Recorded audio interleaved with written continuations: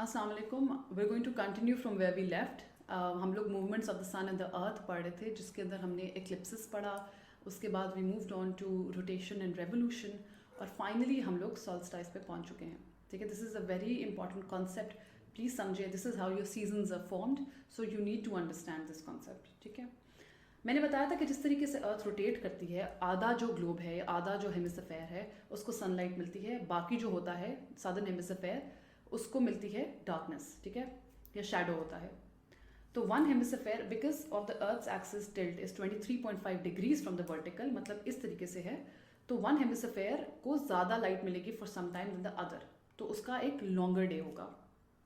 Twice a year जब ये tilt बहुत एक्सट्रीम होता है with respect to the sun, जब ट्वाइस अ ईयर ये होता है कि one hemisphere will receive the longest day of the year, और दूसरा जो होगा उसकी लॉन्गेस्ट नाइट होगी। इस कॉन्सेप्ट को बोलते हैं सॉल्स्टाइस।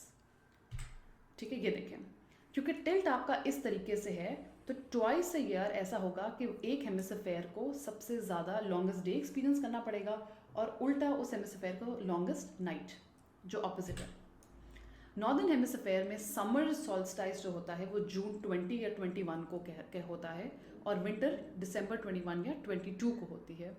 इसीलिए हमारे पाकिस्तान में भी कहते हैं कि जून 20 तो लंबा दिन है भाई, ये तो सबसे लंबा दिन है साल का। वो इसलिए होता है समर सॉल्स्टाइस के कॉन्सेप्ट की वजह से, because the earth is tilted on its axis, which is why twice a year, both in summers and winters, each hemisphere will have a day and a night subsequently, which is going to be the longest. ठीक है, summer solstice कब अगर होता है? जब sun directly Tropic of Cancer के ऊपर होता है। ठीक है, जो कि नॉर्थ में है। ये आपका इक्वेटर है, Tropic of Cancer, Tropic of Capricorn. लेकिन ऑब्वियसली आपकी अर्थ सीधी नहीं है, इस तरह से टिल्टेड है। तो जब sun directly Tropic of Cancer के ऊपर होता है, तो आपका समर सॉल्स्टाइस होता है, जो कि Mexico, Bahamas, Egypt, Saudi Arabia, India और चाइना में फॉल करता है। और every place north of the Tropic of Cancer, sun जो होता है अपना हाईएस्ट पॉइंट पे होता है स्काई का, इसीलिए वो लॉन्गेस्ट डे होता है ईयर का।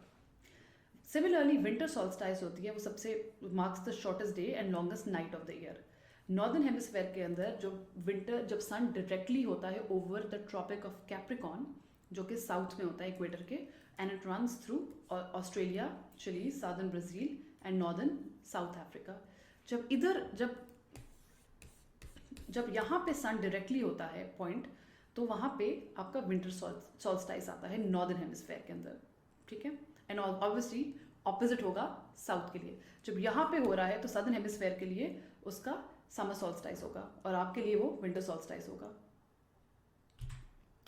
The situation is exactly the opposite in the southern hemisphere, जहाँ पे सीजन्स जो है वो रिवर्स हो जाते हैं। ये देखें, समर सॉल्स्टाइस है यहाँ पे, बिकॉज अभी सन डायरेक्टली है ट्रॉपिक ऑफ कैंसर के ऊपर, और यहाँ पे विंटर सॉल्स्टाइस आ गया। ठीक हो गया, यही एग्जैक्टली हेमिस्फेयर जो है उसके, अब ये वाला हो गया हेमिस्फेयर। ठीक है, ये ट्रॉपिक ऑफ समर सॉल्स्टाइस में क्या होता है?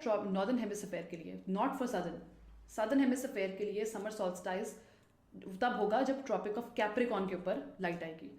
ट्रॉपिक ऑफ कैंसर के ऊपर जब लाइट आती है, तो ये जो हेमिस्फेयर है it receives the longest day.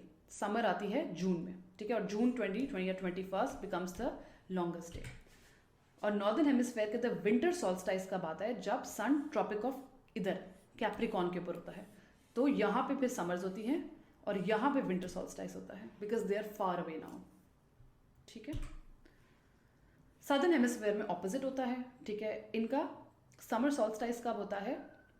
जब ट्रॉपिक ऑफ कैप्रिकॉन के ऊपर यहाँ पे लाइट आ रही है। ठीक है, और ऑपोजिट फॉर द विंटर्स। अच्छा, सिमिलरली जिस तरह से सॉल्स्टाइस का कॉन्सेप्ट है, equinox is also another very important concept. ये भी 2 टाइम्स ऑफ द ईयर होता है, जब अर्थ का एक्सिस टिल्टेड नहीं होता, neither towards the sun, nor अगर सन यहाँ पे, nor away from the sun. ये तब होता है जब आपकी अर्थ कंप्लीटली वर्टिकल होती है और सनलाइट डायरेक्टली आपके इक्वेटर के ऊपर जाके गिरती है। तब ऑल द क्या कहते हैं, इक्वल, उसमें क्या होता है? Nearly 2 times of the year when the earth's axis is tilted neither towards nor away from the sun, it results in equal amount of day light and darkness सब latitudes के ऊपर। इसको बोलते हैं equinox. Equi means equal, nox is night. तो ये वो days होते हैं जब सन डायरेक्टली इक्वेटर के ऊपर होता है और वो इक्वल डेज और नाइट्स होते हैं ऑफ इक्वल लेंथ। ये देखिए अब यहाँ पे इक्वल डेज एंड नाइट्स हैं,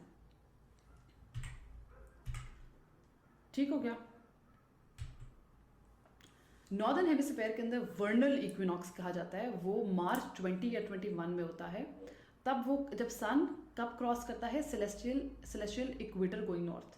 सदर्न हेमिस्फीयर में इक्विनॉक्स होता है सितंबर 22 और 23 को, when the sun moves across the other equator.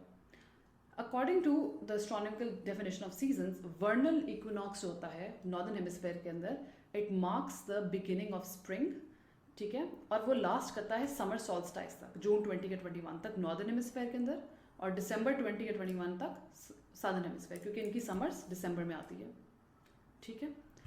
Similarly autumnal equinox जो होता है that marks the beginning of autumn, ठीक है, और वो नॉर्दर्न हेमिस्फीयर में सितंबर 20 या 23 को मार्क किया जाता है। उसके बाद ऑटम शुरू हो जाती है and then it moves on to winter, और सदर्न हेमिस्फीयर में मार्च 20 या 21 को होता है और उसके बाद उनकी विंटर्स वहाँ पे स्टार्ट हो जाती हैं।